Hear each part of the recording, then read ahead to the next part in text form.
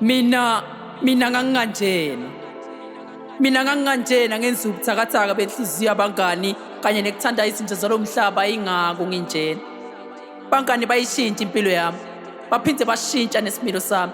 Ngokuthatheka kwenhliziyo ngasithola senginatha tshwala ngibhema konke lokhu kwenziwa yimina.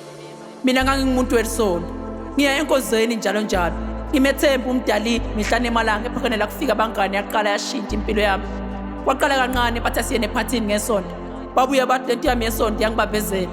Ngizofa kulo mhlaba ngakayijabulisi. Nami ngokuthatheka ngabalalela. Namhla ngilokhu ngisele ngedwa ngayisona. Sengiyaqala manje ngithi kube kuzakala njengemthandazo esiboshwa ngoba sengicalile ngigula ngengqondo. Manje abantu babala abantu abagula ngengqondo nami sengiphakathi. Ukugula kwami ngengqondo kuvele kwangiqaqede amaphupho ami asashabalele. Sengiyabona ayethini ugatshe esibheka amaningi amaphupho lazweni. Ningi lawa kafezekanga. Kuthi amanye awaphumelelanga. Wangizwa buhlungu nasethi angazi ngayilahlaphe ngiyoba udokotela ingani ngoba amaphupho ngiyawazi ngawalahlaphe. Akuqinanga lapho. Wayesesho nomavarathi yawazama lamaphupho ayala. Anenkani lamaphupho. Ngathi-ke mina ngisole ukuthi ale lamaphupho.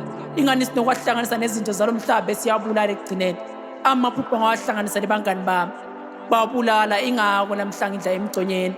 Ngale nkondlo emehlo ngiyavula.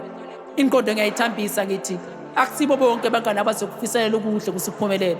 Uthi akusibo bonke abangani abazokuvulela umnyango usiphumelele. Ingako ngithi dadewethu naye mfowethu bekusisa amakhetha umngani kuze ungasasitholi senkingeni njengami.